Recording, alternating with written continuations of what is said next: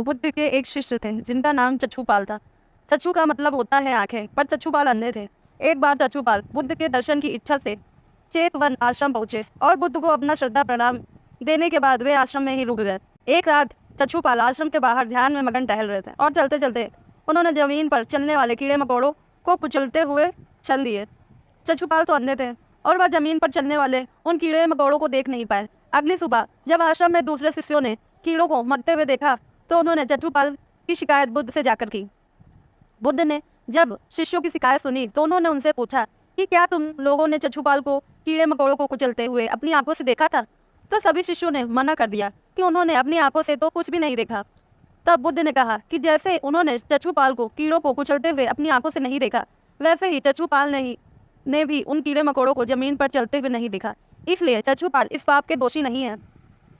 बुद्ध ने शिष्यों को बताया कि चच्छूपाल एक अरहत है, अर्थात वह एक उन्नत आत्मा है। उन्हें आत्मज्ञान प्राप्त हो चुका है, अतः चच्छूपाल किसी भी प्राणी के प्रति हिंसा की भावना से कोई कर्म नहीं कर सकते। तब बुद्ध ने शिष्यों ने उनसे पूछा कि अगर चच्छूपाल एक अरहत है तो आखिर किस पाप के कारण वह अंधे हैं? तब बुद्ध ने उन शिष्यों को चच्छूपाल के एक पूर्व जन्म की कहानी सुनाई। बुद्ध बोले कि चच्छूपाल अपने एक पूर्व जन्म के एक चिकित्सक के रूप में लोगों का इलाज करता था।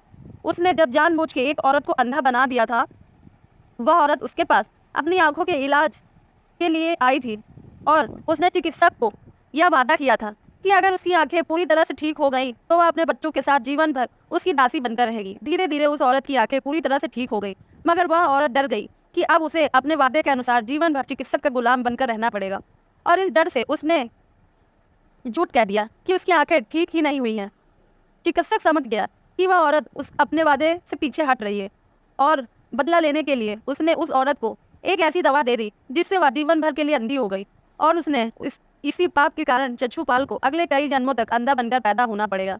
चच्छूपाल ने पूर्व जन्म की कहानी सुनने के बाद बुद्ध ने अपने शिष्यों से कहा, मन ही मुख्य है, इंसान की सभी प्रवृत्तियां मन से ही पैदा होती हैं। कोई भी इंसान अगर अशुद्ध मन के साथ कुछ बोलता या करता है तो दुख उसी तरह से उसके पीछे चलने लगता है, जैसे बैलगाड़ी के पहिए बैल के पैरों के पीछे पीछे चलते हैं। उस दिन बुद्ध के उपदेश सुनने के बाद कई दूसरे शिष्यों भी आहत हुए और उन्होंने भी आत्मज्ञान की प्राप्ति हो गई। कहानी से सीख हमें यह बताती है कि अनजाने में बिना किसी बुरी भावना के यदि कोई गलत कर्म हो जाता है तो वह पाप नहीं कहलाता। जैसे चच्छूपाल ने अनजाने में जीवों को कुचल देने का काम किया, वो पाप नहीं था क्योंकि उसने किसी गलत भावना से कर्म नहीं किया था। लेकिन अगर किसी बुरी भावना के चलते हुए किसी के साथ कुछ गलत करता है तो उसे उस गलत कर्म का फल लगातार दुख के रूप में भुगतना ही पड़ता है, जैसे चच्छूपाल को भुगतना पड़ रहा है। कई जन्मों तक उसे अंधा बनकर पैदा होना पड़ेगा। इस कहानी में टिप्पणी है कि हम सभी जीवन में अच्छे बुरे कर्म करते हैं, हम सब से भी गलतियाँ होती हैं, पर महत्वपूर्ण है कि इंसान की भावना। अगर आपका मन शुद्ध है तो भूल भी क्षमा हो जाती है, लेकिन अगर आपकी भावना गलत है तो उसे गलत भावना से आप जो भी कर्म करेंगे या कहेंगे उसका बुरा फल आपको ही भोगना पड़ेगा। यह कहानी यही समाप्त हुई।